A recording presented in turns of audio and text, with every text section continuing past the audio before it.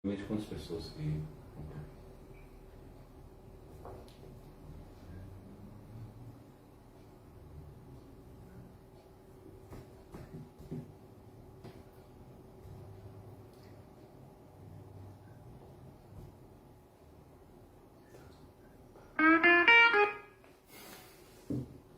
Já vou.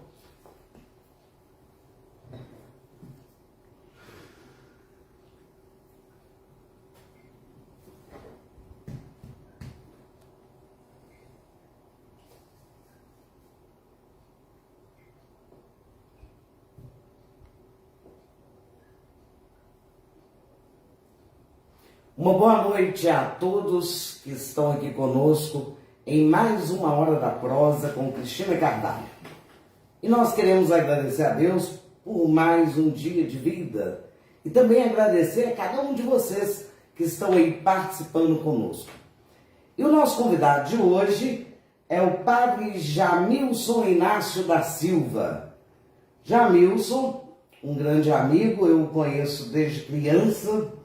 Ele é filho de um casal também muito amigo, o Sr. Jair e a Dona Maria. Padre Jamilson atualmente é reitor da Basílica de São José em Barbacena. Ele é formado em Filosofia, Teologia e Farmácia. Padre Jamilson, seja muito bem-vindo literalmente na cozinha da minha casa. Boa noite. Boa noite, Carlinhos. E falando em farmácia, padre, vou aproveitar e já fazer aqui uma propaganda. A propaganda de uma farmácia do meu sobrinho, do Rafael. Gente, quem ainda não foi conhecer a Drogaria Bem Popular Brasil, vai lá, faça seu orçamento, né? É hora de pechinchar com a minha cunhada. Vai lá, faça seu orçamento e vai conhecer a Farmácia Bem Popular Brasil. Tem medicação com até 95% de desconto. Bem, o padre, eu vou pedir licença para chamá-lo de Jamilson. Perfeitamente. Gente, não é por falta de respeito não, viu? É pelo hábito, né? Pela amizade. Sim, pela amizade. Jamilson, primeiro eu fico muito feliz, né, de recebê-lo aqui em casa e fico muito feliz por vários motivos. Um deles, pela amizade de família, pela amizade de adolescência, né? E feliz de receber na minha casa você como padre. Eu admiro muito o seu trabalho, a sua vocação. Obrigado. E para nós que somos católicos, né? Que é o meu caso, do Carlinhos, da diretora, a gente fica muito honrado em receber, né, Carlinhos, um padre na nossa Hora da Prosa. Jamilson, eu conheço mais ou menos sua história, mas tem muita gente aí que está nos assistindo que talvez seja a primeira vez que esteja te vendo. Eu queria que você falasse um pouquinho como que surgiu essa vocação na sua vida. Muito bem, Cristina. Boa noite, Cristina. Boa noite, Boa Carlinhos. noite, padre. Boa noite àqueles que nos acompanham aí pelas redes sociais. Ô, Cristina, é o seguinte, tudo começou dentro da família, né? Eu agradeço muito a Deus a família que tenho, e foi na família que eu tive a minha primeira experiência de fé. E ali na convivência, no dia a dia, a gente foi crescendo, e mais ou menos depois, você sabe que a gente estudava na FEBEM, e na FEBEM tinha aquela missa todo sábado, Sim. celebrada pelo Padre Humberto, e a gente sempre ali participando, e um dia o padre Tarcísio, na época era seminarista, convidou que eu e o meu irmão, se a gente gostaria de ser coroinhas, acólitos, né? E nós aceitamos, não sabia o que era, né? E a gente foi com aquele pensamento de criança, acho que nós tínhamos 9 anos para 10 anos, e a gente conviveu muito com o Padre Zé Anísio, a quem eu devo muito a minha vocação, aprendi muito com ele. E quando eu fiz 14 anos, um dia eu cheguei perto dele e falei: Padre Zé Anísio, eu gostaria de ir para o seminário. Ele falou: vamos, eu vou fazer o possível para mandar você para Mariana. E com 14 anos, juntei minhas malas, né? E fui embora. E passei lá no seminário esses anos todos, ordenei padre. Então, assim, tudo começou na família. Eu agradeço muito a Deus, a família que tenho. E foi ali na família que eu tive a minha primeira experiência de Deus, a minha primeira experiência de fé. Muito bem. E Jamilson, é tão bom, sabe, ouvir você contar essa história e a gente vê que você se emociona quando fala da sua família, né? Família realmente é uma coisa muito bacana. E ouvindo você falar em família, eu me lembrei, Carlinhos, que o pai do padre Jamilson, o meu pai eram amicíssimos, né? E por sinal eram dois moleques, adoravam brincar, falar bobagem, você falando isso me veio à mente. Mas, padre, na realidade, quando nós resolvemos convidá-lo, nós gostaríamos que o senhor falasse um pouquinho para nós sobre fé. O mundo, né, o mundo todo passou e continua passando uma fase muito difícil com essa pandemia, né, um vírus que tem levado muitas pessoas conhecidas, muitas pessoas desconhecidas para nós, mas todas elas são seres humanos, né? E são famílias que merecem nosso respeito. E a gente percebe, padre, que está acontecendo alguma coisa com relação à fé do ser humano. Então nós gostaríamos que o senhor falasse um pouco sobre fé para nós. As pessoas estão precisando ouvir um pouco. Nós recebemos aqui, na hora da prosa, alguns psicólogos e eles assim deixaram muito claro para nós o aumento de medicação, o aumento de suicídios. Nós gostaríamos de pedir ao senhor que falasse para nós um pouquinho, né? E falasse aí para as pessoas que estão nos assistindo, então, que a gente pode trabalhar isso espiritualmente. Muito bem, Cristina. A primeira coisa para a gente falar de fé, nós temos que ter a consciência que a antropologia filosófica ela fala que o homem ele é essencialmente religioso. Então, todos nós temos a necessidade de Deus, independente da sua fé. E nesse tempo de pandemia, esse sofrimento todo que o mundo está passando, a gente vive hoje num mundo mutante, uma mudança muito rápida de tudo e de todos. E veio essa pandemia que veio assim desestruturar muito as bases, inclusive a base da fé. Eu conheço pessoas que perderam a fé. Por quê? Porque perderam pessoas queridas, pessoas próximas. E por que isso acontece? Nós temos fé, todo mundo tem fé, todo mundo. Só que às vezes acontece que a pessoa ela não consegue conciliar a fé que tem com a vida. E quando eu falo da vida, dos problemas da vida. Diante da morte, do sofrimento, da dor. Então a fé, ela é algo que capacita a pessoa a acreditar. Acreditar em algo que está acima desse nosso mundo, dessa nossa realidade. Então se a pessoa falar, eu tenho fé em Deus.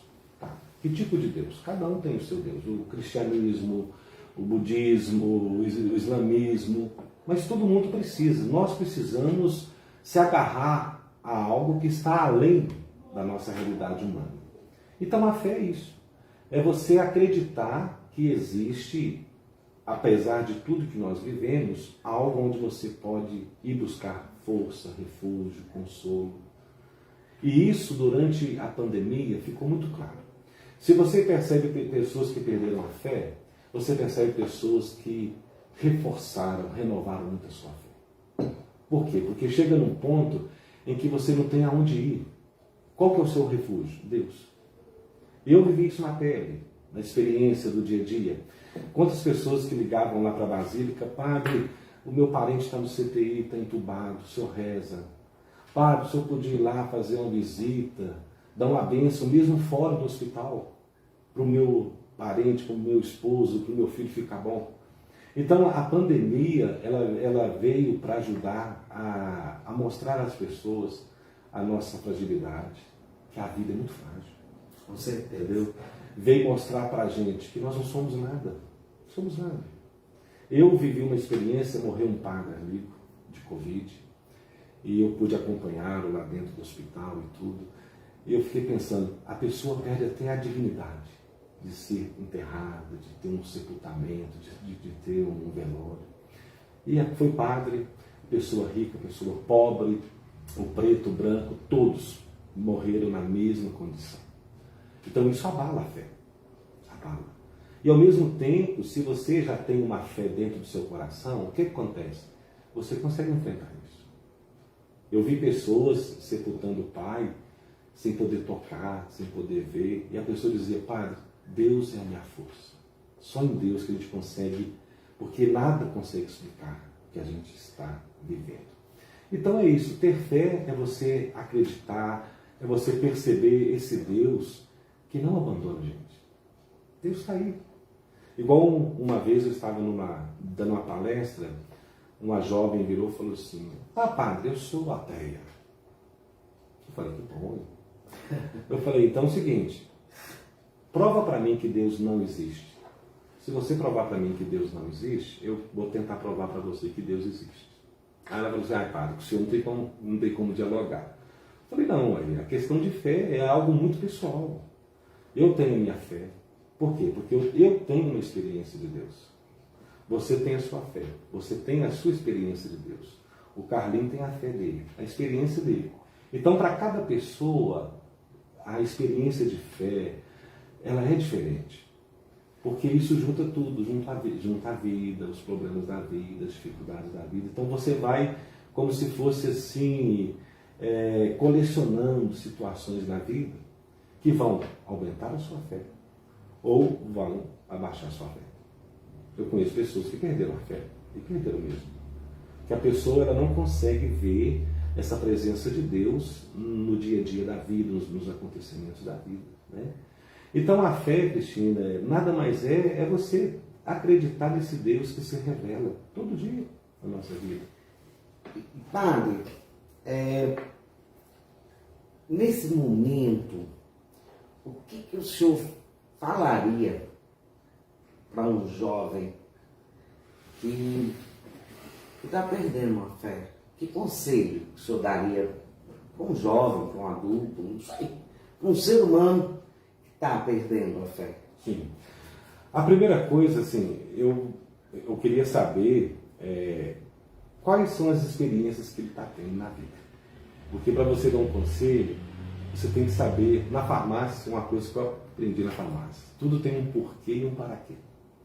Né? Por que ele está perdendo a fé? Porque a fé, Cristina, ela tem que ser alimentada.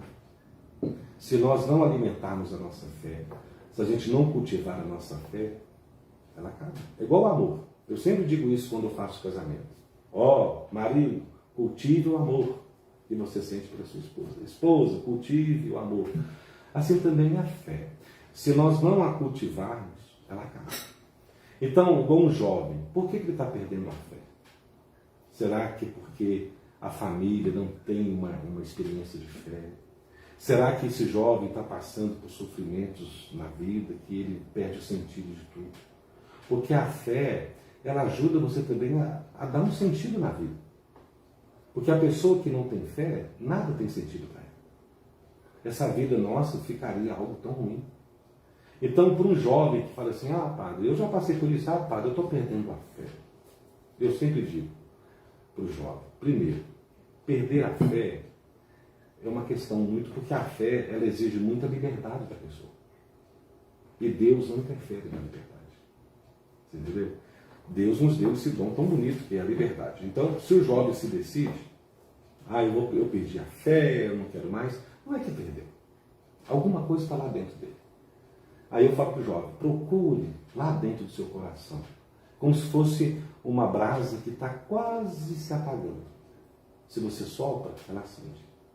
Então eu digo isso para o jovem, às vezes lá no seu coração, porque está dentro da gente. A fé está dentro da gente, Deus está dentro da gente, né? Igual Santo Agostinho dizia, que buscava Deus tão longe dele, que esquecia que Deus estava dentro dele. Né? Então, às vezes, esse jovem está precisando perceber isso, que Deus não está longe dele, não. Deus está dentro dele. Às vezes está aquela presença tão pequenininha que ele não percebe. Os problemas que ele está passando, as dificuldades que ele está passando, as decepções que ele passa, ele não consegue, isso cega a pessoa e ela não consegue perceber essa presença de Deus dentro dele. Então eu falo isso para o jovem, ó, Deus está aí dentro de você. E está lá no Salmo, buscai a Deus, porque Deus se deixa encontrar. Então se ele faz um caminho de busca, eu tenho certeza, Deus se deixa encontrar. Agora o jovem às vezes não quer buscar. E se ele não busca, ele nunca vai encontrar. Eu conheço uma pessoa, padre, que perdeu a mãe e a irmã em 25 dias, agora com a pandemia. E era uma pessoa de igreja. E hoje, quando a gente fala, ela ficou meio arredia. Sim. Sabe? Né, às vezes, vamos à igreja. Não, ela é bem radical, ela ficou muito radical. Sim. Agora, Cristina, o que acontece? Nós temos uma concepção, um conceito muito errado de Deus. Às vezes acontece uma tragédia. Ah, Deus quis. Será que Deus quer uma tragédia, um sofrimento? Essa pandemia. Eu não concordo em dizer, ah, Deus quis isso. Deus não quer a dor, Deus não quer o sofrimento. Deus nos criou para a gente ser feliz. Isso é um fato. Então nós nunca podemos julgar, culpar Deus. Teve essa pandemia? Está tendo. Da onde ela veio? Não sabemos. Como que ela foi criada? E assim como na história da humanidade, tantas outras pandemias aconteceram. Então Deus, ele não tem nada a ver com isso.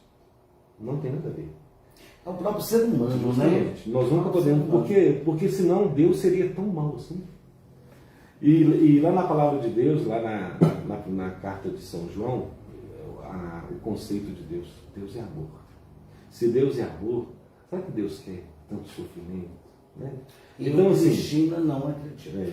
Então, assim, eu acho que Deus para mim ele é muito bom. Sim, muito bom. E uma coisa assim que a vida ensina pra gente, né? Isso eu tenho como regra de vida.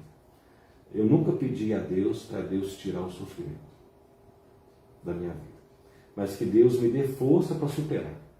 Então eu acho que diante dessa pandemia, claro, o pessoal reza para Deus tirar essa pandemia, acabar com isso. Claro, a gente tem que ter fé, tem que ter esperança, tem que acreditar.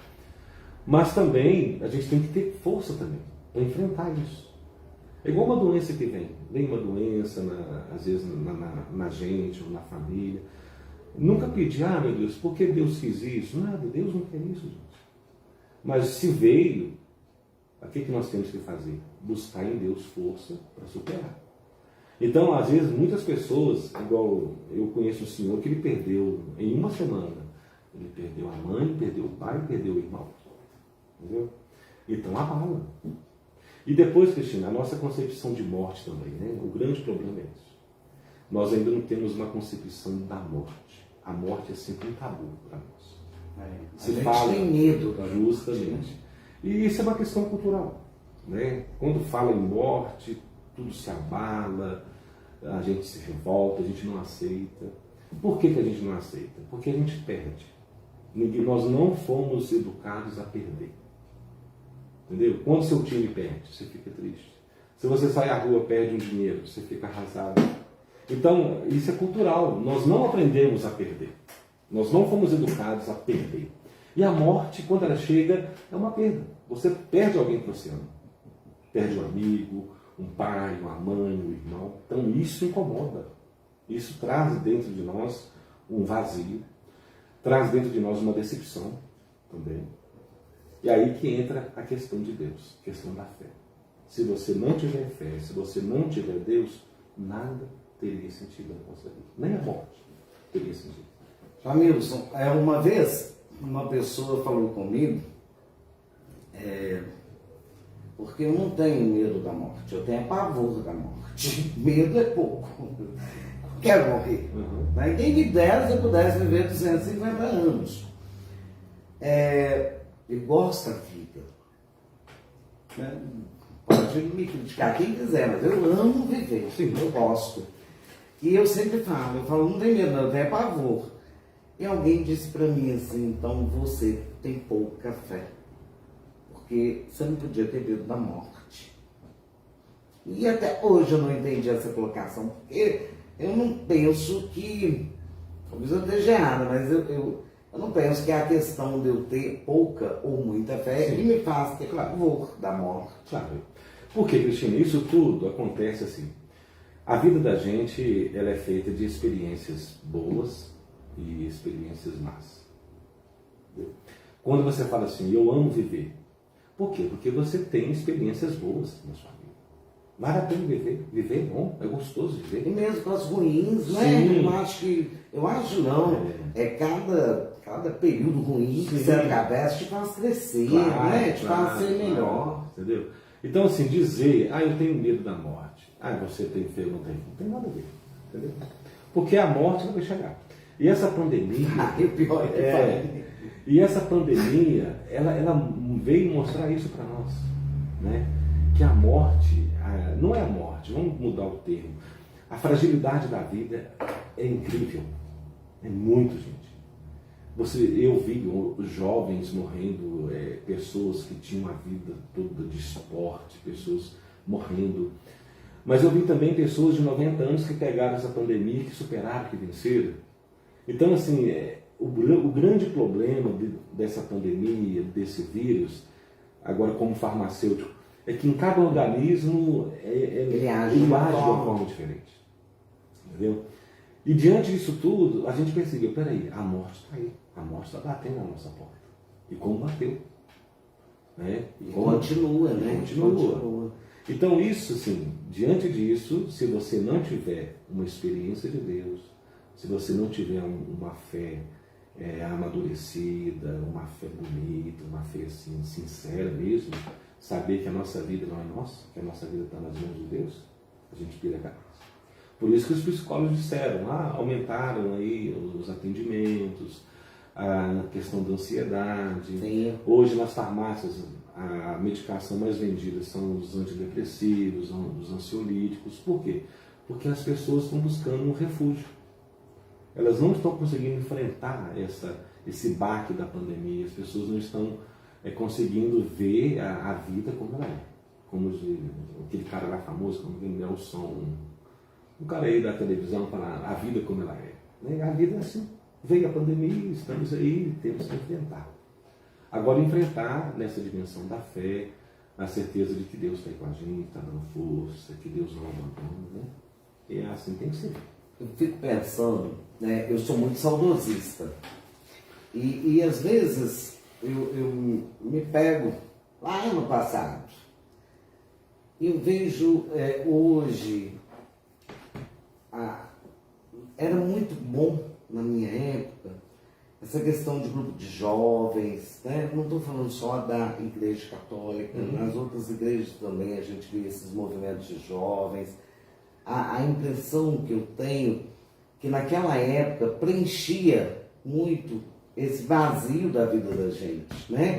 Que a gente tinha movimentos, eram encontros, eram palestras, era uma coisa mais animada, mais presente. Hoje eu sinto um certo vazio nas religiões com relação à juventude.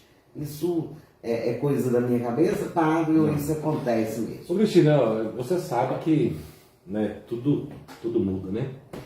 E hoje, você sabe que os nossos jovens estão todos conectados, todos online. Na sua época, na minha época, na época do Carlinhos aqui, a gente não tinha nada disso. A gente nem imaginava um dia pegar um aparelho, Justamente. um telefone, qual que era a nossa diversão quando nós éramos adolescentes e jovens dentro do carro? Era ir à missa, dar uma volta na praça, e depois tinha aqueles clubes, né? Tinha um clube de baixo, clube de cima, clube do América, clube da estação, clube do velho, né? Então, pinga em mim. Então, assim, nós tínhamos outros recursos para a gente viver a nossa juventude, que foi muito sadia.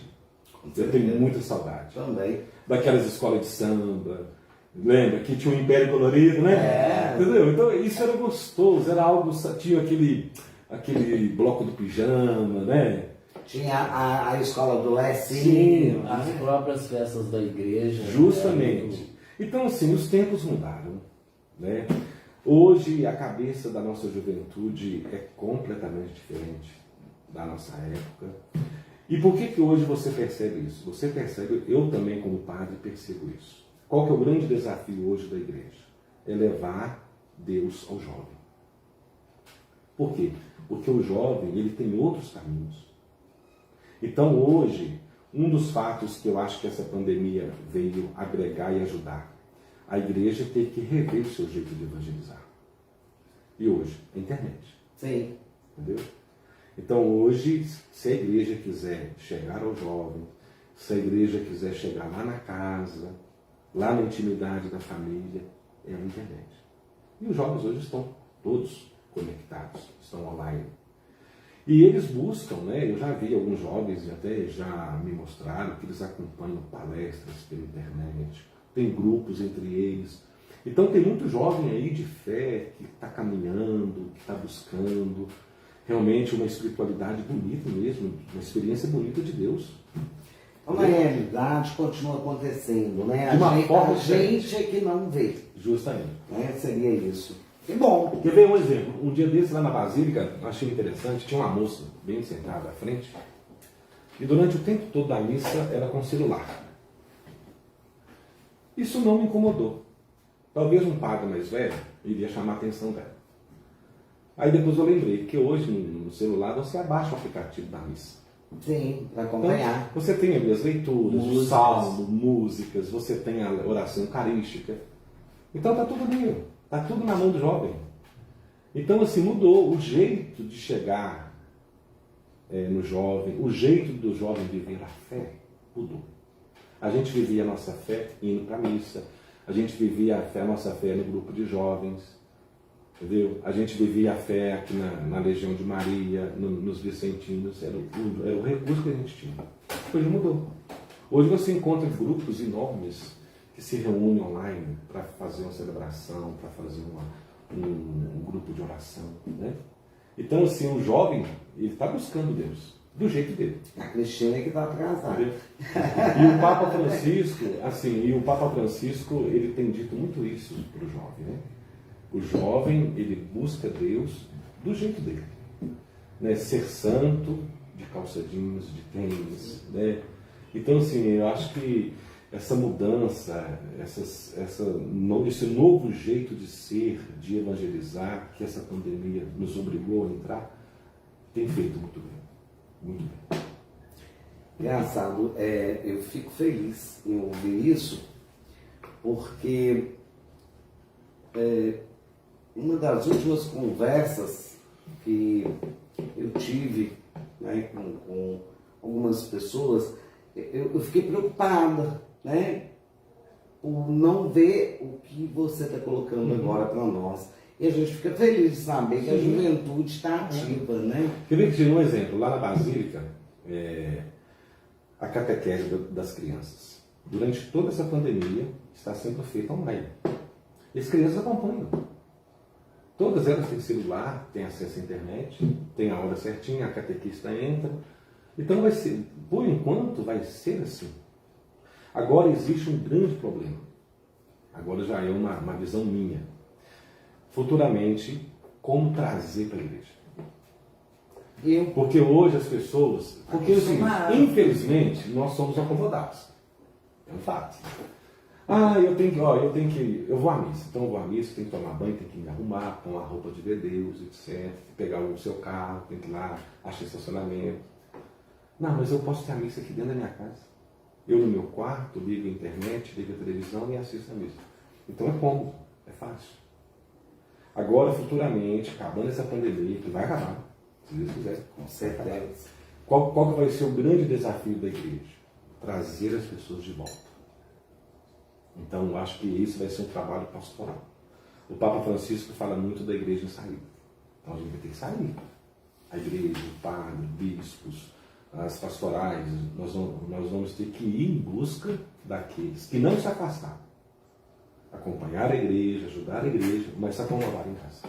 Então acho que isso vai ser um grande desafio pastoral. E não é só na igreja, né? Sim. Porque, no geral, né? Supermercado, lanchonete, tudo hoje online. Sim. Você pede uma pizza que vai chegar na sua casa. Sim. E é difícil realmente voltar à vida normal, vamos falar assim, a vida normal é complicado. Mas, ao mesmo tempo, a gente fica feliz que as pessoas, de uma forma diferente, mas continuam caminhando, vivendo, né? Então, Cristina, eu acho que isso aí volta nesse tema que você propôs, a fé e a pandemia. Então, essa pandemia suscitou muito a fé das pessoas. A prova diz que as pessoas querem acompanhar, querem assistir, acompanham a missa pela internet, pelo YouTube, etc. Então, assim, está muito ligado o momento da pandemia, o momento da dor, do sofrimento, mas também esse momento de fé, que ajudou muita gente. Lá na Basílica nós temos a missa toda quarta-feira pela TV Objetiva, mas é muita gente que acompanha. Gente de São Paulo, do Rio, de vários lugares. Então você acha que aumentou mais do que diminuiu? Justamente. Quer ver um exemplo? A Basílica, na época normal, caberia 900 pessoas sentadas. Sim. Aí você olha, quantas pessoas acompanharam a missa? 1.500, 2.000 pessoas. Então você consegue atingir, você chega mais às pessoas. Então essa pandemia, ela ajudou muito a levar a fé, usando esses meios novos, da tecnologia, da internet, e chegou e fez diferença na vida de muitas pessoas. Muita gente. Para o padre, acontece também, eu acredito que você já deve ter presenciado isso, as pessoas passarem um período onde elas perdem a fé, eu vou usar um termo estranho, mas que elas chegam ao buraco mesmo, e depois elas conseguem voltar. Acontece muito, né? Da pessoa perder tudo mesmo. Não tem nem aquela brasinha mais. Então, Cristina, isso acontece e a gente atende pessoas assim com muita frequência. A pessoa chega e fala assim, padre, eu tinha muita fé, eu era uma pessoa de Deus, frequentava a igreja e tal. Mas de repente perdi o entusiasmo. Tá. Aí eu sempre pergunto à pessoa, o que você fez para você perder? Porque ninguém perde a fé a todos. Não é que você deita, acordei, perdi minha fé. Não. Ninguém perde nada a todos. A questão da fé é o seguinte, se você, aquilo que eu disse, se você não alimenta sua fé, se você não busca, você perde. Então uma pessoa que perde a fé, ela é culpada. Por quê? Porque ela não procurou alimentar, cultivar a fé que ela recebeu. Por quê? A fé é transmitida.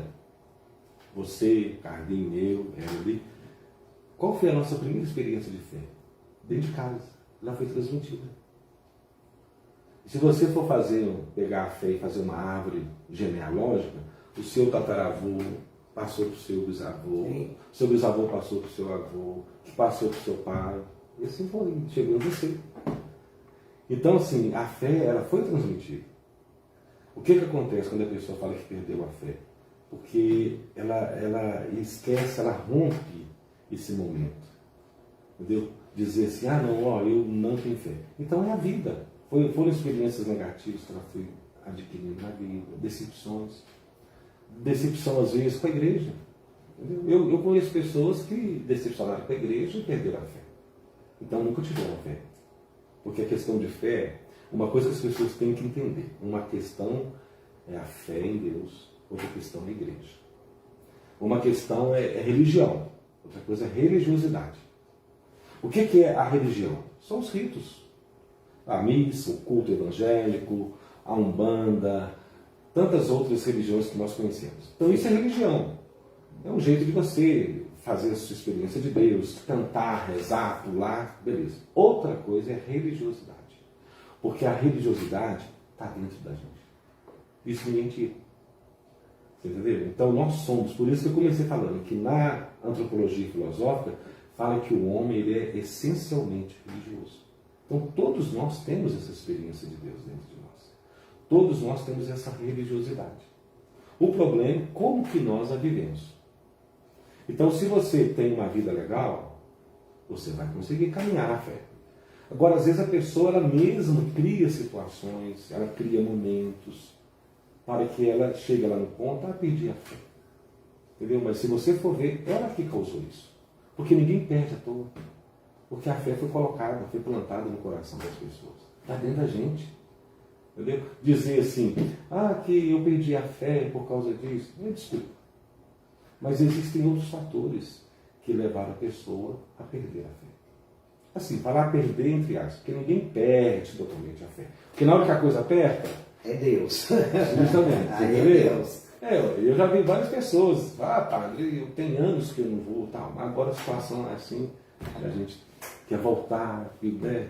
Então, assim, eu acho que isso é muito pessoal, depende muito da experiência de cada um, da vida de cada um, né? Agora, se a pessoa perde a fé, isso eu sempre digo, porque ela não cultivou a fé. E essa transmissão da fé talvez não foi tão bem feita como deveria ter sido. E tem gente também, que eu acho interessante, né? Tem gente que fala, eu vou à igreja porque lá é o padre e tal. Não tem muito dinheiro. Mas tem. Eu só participo da missa se for o padre fulano de tal que celebrar. Eu só vou na matriz. A gente percebe que a pessoa não está indo ali por Deus, né? Ela venera às vezes o padre, não é? Eu vejo muito isso também. Eu penso assim, eu acho que a gente precisa de alguém para nos motivar. A gente tem que ter uma motivação. Isso, todo mundo, né? Eu lembro quando era criança, a minha motivação, né? Você olha para uma pessoa, quando eu era criança, meu sonho era ser caminhoneiro, porque papai era caminhoneiro, né? E motivava, inclusive lá em casa todo mundo seguia o caminho, né? Sim. Os irmãos todos, né? Só você que Só eu que traía a turma lá. Mas, então, você precisa de uma motivação. Você tem que ser motivado.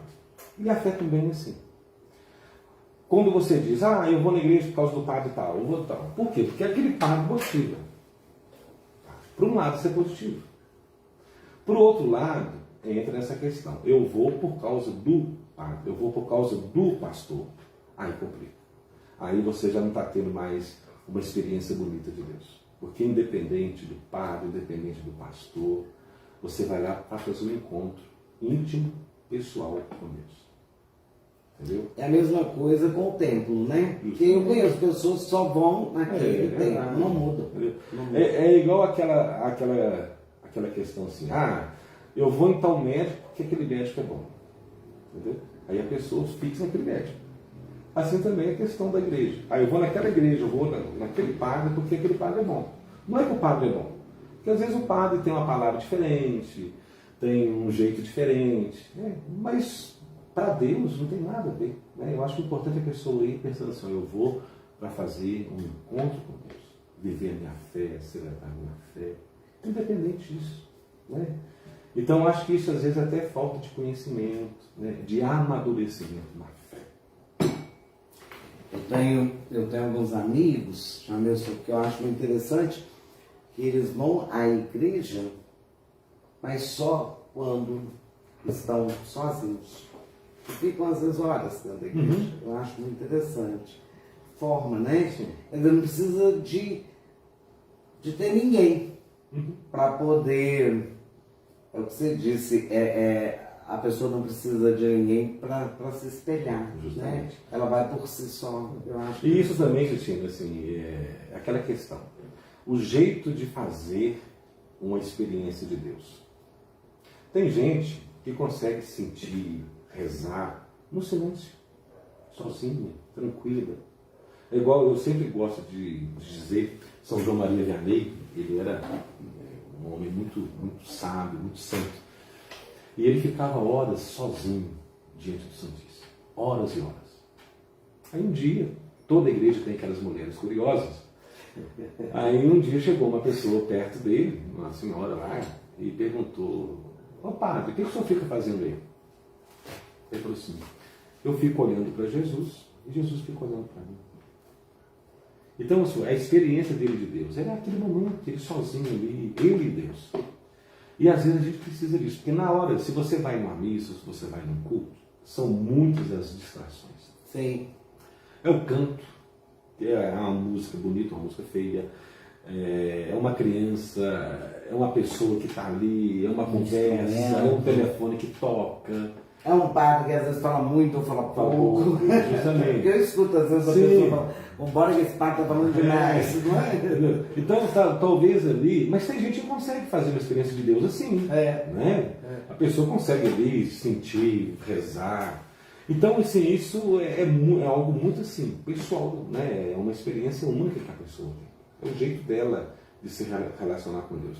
Eu tenho uma experiência bonita, quando eu trabalhava numa certa paróquia, eu acordo muito cedo. Graças a Deus, eu tenho um sono muito reduzido. Eu acordo muito cedo. E nessa paróquia que eu trabalhava, eu acordava cedinho. E ficava às vezes por ali, andando. E todo dia entrava um jovem na igreja.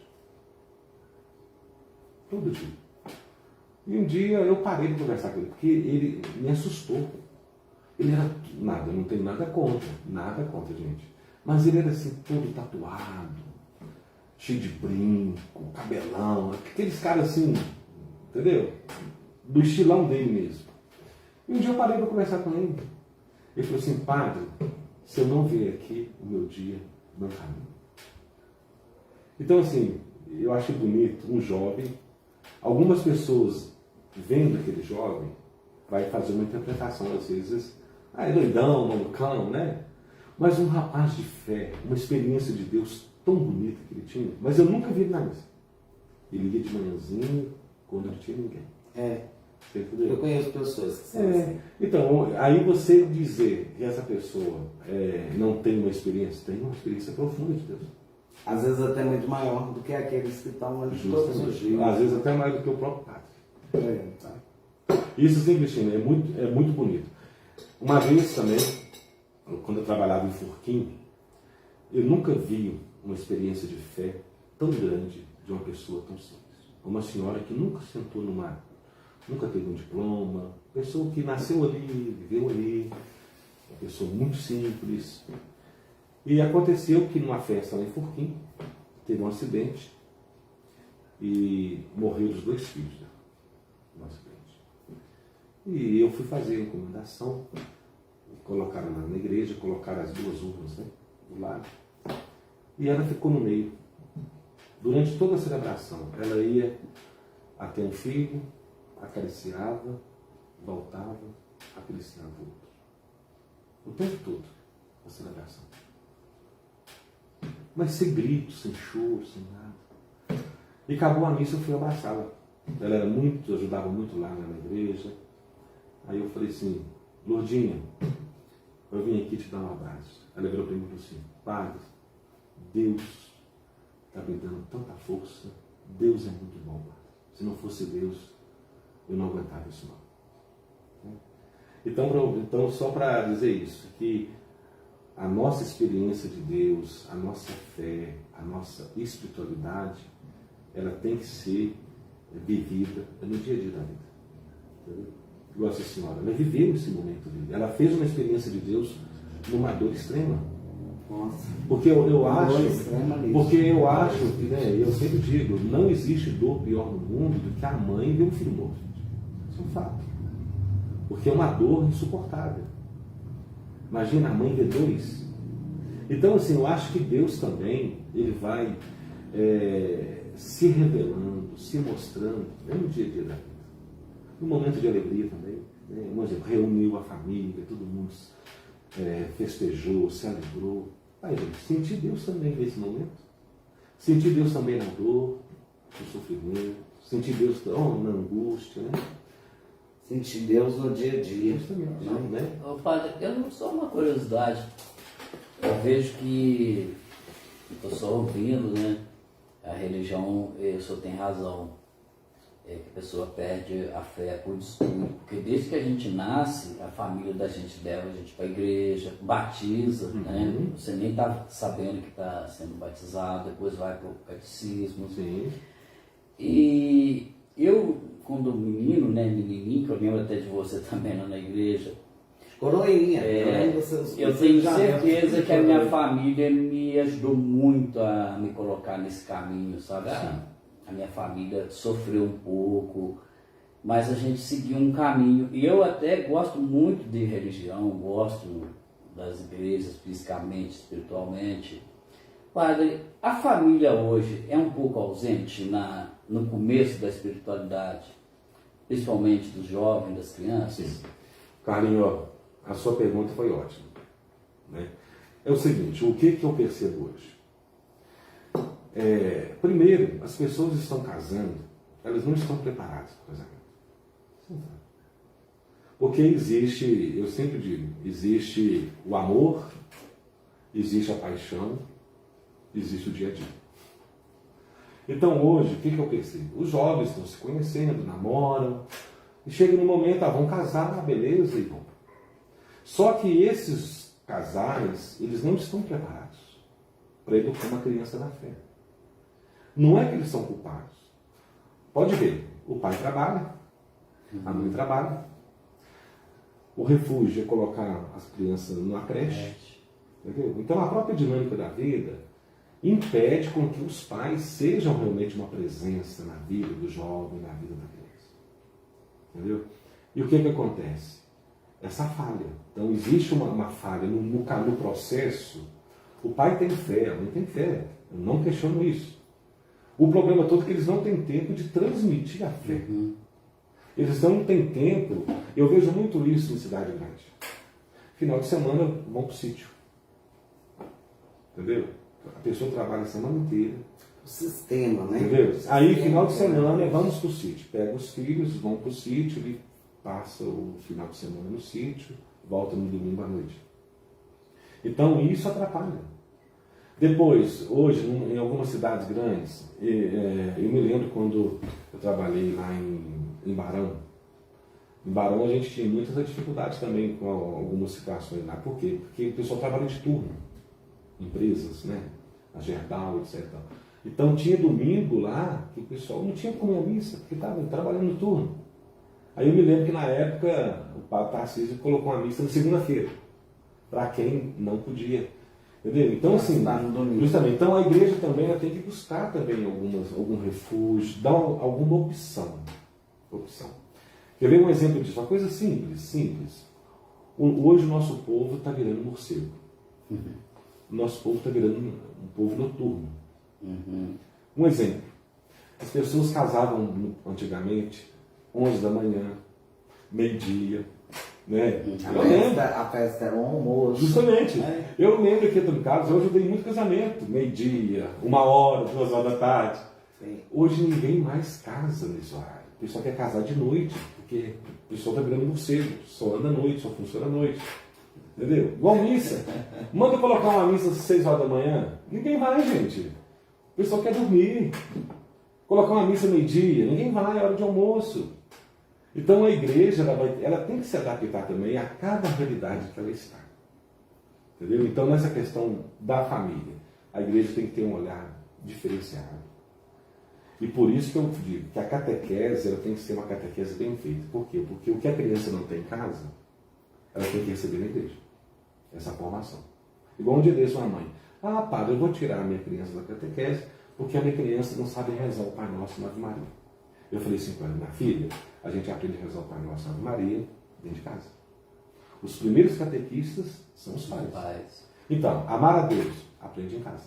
Amar o irmão, você aprende em casa. Rezar, você aprende em casa. A sua experiência de Deus é em casa. É o que nós vivemos. Mas o próprio sistema, né? Tem muitos pais que às vezes querem fazer, mas ao mesmo tempo tem que colocar o pão na mesa, né? É complicado. E depois, Cristina, a gente só pode oferecer o que a gente tem. Como que um pai e uma mãe vai falar de Deus, vai falar de fé, se eles não têm também essa experiência? Entendeu? Eles não tiveram isso também. Porque é o seguinte, se a gente for pegar o tempo, vamos pegar aí, de 30 anos para trás, a nossa formação como é que foi. Totalmente diferente. Entendeu? Eu falo para você, um exemplo, quando eu fui fazer faculdade, eu assustei muito. Por quê? Porque era tudo online, tudo na internet e tal, etc. Tal. Na nossa época, quando eu estudei filosofia, quando eu estudei teologia, você tinha que pegar livros, você tinha que ler, fazer rascunho, resumo. Mudou. Lápis, borracha, você Justamente, nem vê isso, né? entendeu? Mudou. Entendeu? Mudou. Então, assim, a própria formação acadêmica, a própria formação cristã vai mudando. E nessa mudança acontece algumas falhas. Então, no passado, isso vocês lembram que quem ia à missa? A família toda ia à missa. É. E o pai, a mãe, os Geralmente, filhos. e geralmente de manhã, né? Justamente. Mamãe fala que ela saía lá da borda para vir à missa.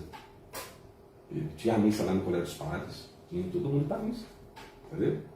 Então, aquele ditado, as palavras comovem, o que aí fica são os exemplos, o testemunho. Então a fé é isso, tem que ter testemunho. Então se o pai e a mãe não dão o testemunho, porque não podem, fica falho. E aí como que essa criança, quando for pai, quando for mãe, como que vai ser a educação dessa criança também? Como que ela vai educar os filhos? Então assim, a gente está vivendo um mundo em mudança, e são mudanças rápidas. A prova disso é o seguinte, olha como que a mudança está rápida. Eu me lembro, vou contar a historinha aqui. Eu me lembro que aqui em Antônio Carlos e tal, você queria uma calça. Você ia lá no costureiro ou na costureira. Ela tirava as medidas.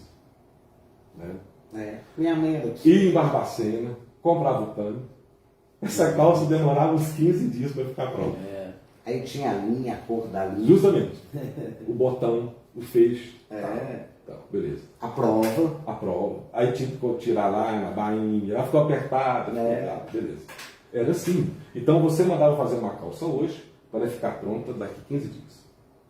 E não era só uma calça, porque tinha outras pessoas também. Mandou fazer um vestido, mandou fazer uma blusa, uma camisa e tal. Hoje, Cristina, você, Carmen, vocês querem uma calça? Eu vou ali na loja e comprar a calça. Já tá pronta. Você nem vai mais na loja, né? Aí, ó, é por aqui que você compra e chega amanhã. Então nós vivemos num mundo de mudança rápida, tudo muda rapidamente.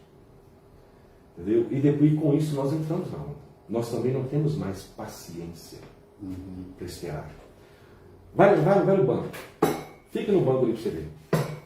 O pessoal fala, xinga, briga, porque ninguém aprendeu a esperar. É tudo rápido. E essa rapidez, a minha concepção é essa. Alguma coisa fica falha. Aí entra o que o Karen falou, a educação, está tudo rápido, tudo rápido, tudo rápido. O que eu vejo de muito triste, que nosso horário está acabando, né, Carlinhos? O papo está tão bom. A prosa hoje está boa. Chama outra vez que eu volto. Com certeza. Mas, padre, o que eu vejo de muito triste nisso tudo, nessa velocidade, é que a gente perde muita coisa boa. Sim. Né? E quando a gente assusta, já passou. Não dá tempo de voltar. Né? E isso me preocupa muito. Hoje, sinceramente, eu vou dormir muito mais feliz. Porque quando eu ouço o senhor como padre falar que a juventude, as famílias continuam participando e a gente é que não está vendo, isso dá um certo alento, né? Alento mesmo, porque que bom, né? Que a gente estava pensando de forma errada. Eu fico muito feliz porque eu tenho comigo que a gente não consegue ser nada na vida sem a presença de Deus, né? E eu falo isso porque eu já presenciei, já vivi muito isso. E tenho certeza que vou viver muito, né? Muita experiência ainda.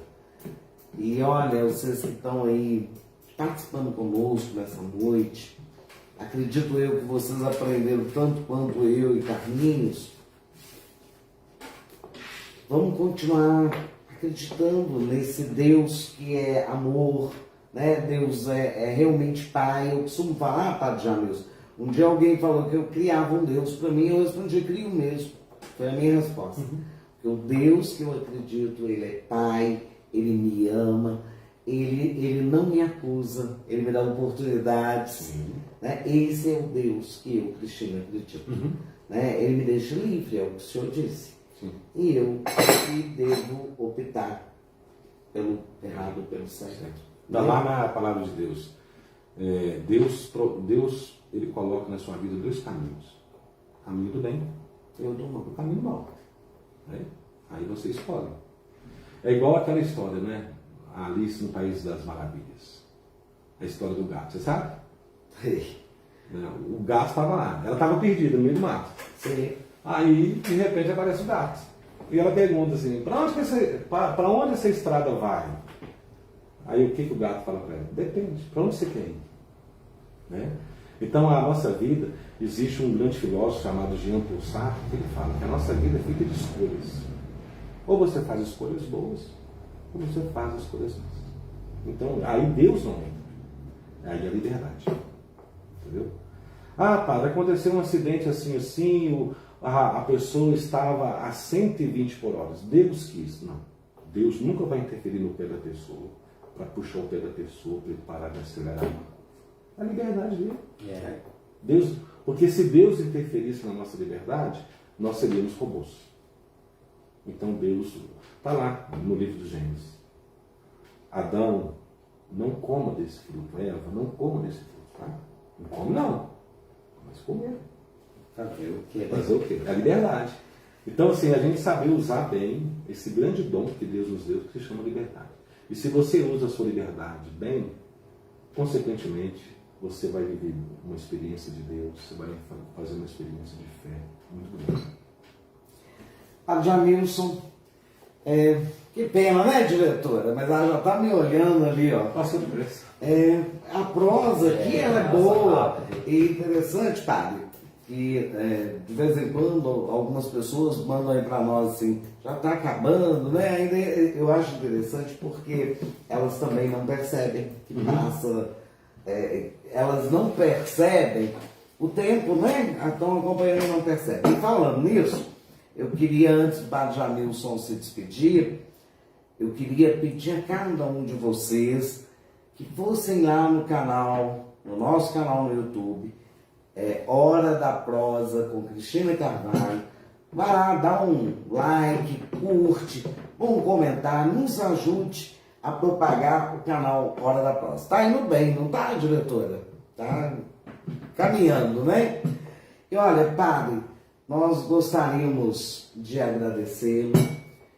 Mais uma vez eu repito, fico muito feliz com a sua presença. Eu que agradeço. E eu espero que você possa retornar na Hora da Prosa. Nós estamos iniciando, né, Carlinhos? Pretendemos fazer algo um pouco melhor do que já está acontecendo e nós queremos muito que você volte e participe conosco.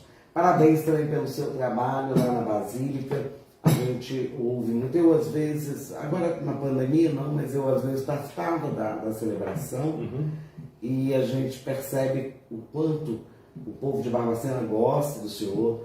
Sabemos também o quanto que nós, Antônio Carlense, gostamos do senhor. Né? Parabéns pelo seu trabalho, muito obrigada.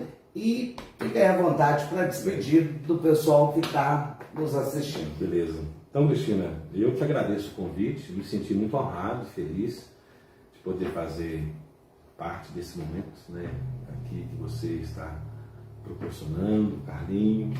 Agradeço a amizade, o carinho, né? É tão bom a gente poder compartilhar um pouquinho. Você sabe que a gente não sabe nada, né? Mas compartilhar um pouquinho da nossa experiência de vida, de fé, eu fiquei muito honrado. Agradeço aqueles que nos acompanharam aí pelas redes sociais, pelo canal, né? E agradecer mesmo. A minha palavra é gratidão a Deus por esse momento, por tudo que Deus tem feito na vida de todos nós, né? E quando você me chamou, quando você me ligou, eu falei assim, é impossível recusar o convite da Cristina, né? Porque você sabe, Cristina, que não só eu, Padre Jamilson, mas a nossa família, temos muito carinho por você, muito respeito por você, por toda a sua família, né? Seu pai foi meu professor, Soldado de Carvalho, né? Era bravo demais, né? Então, assim, é eu que agradeço poder compartilhar um pouquinho aí do nosso conhecimento a tantas pessoas que estão nos acompanhando, né? Que Deus, então, nos abençoe, nos dê muita força, muita paz, muita fé. E termino dizendo o seguinte, nunca percamos a fé e a esperança. É a recíproca verdadeira, viu, Jamilson? Obrigado. Carlinhos, você quer se pedir proteção? Não, mas eu vou te fazer agora um pedido. Você pode dar uma bênção para as pessoas que estão nos assistindo? Vamos encerrar hoje com uma bênção, gente. E até terça-feira, se Deus quiser e Ele quer, na próxima Hora da Prosa com Cristina Carvalho. Que desça então sobre todos nós, sobre nossas famílias, sobre você que nos acompanhou nesse momento, sobre sua família. Essa bênção de Deus nos dando sempre a saúde, a proteção e a paz, aumentando em nosso coração o dom da fé, o dom da esperança, em nome do Pai, e do Filho e do Espírito Santo. Amém.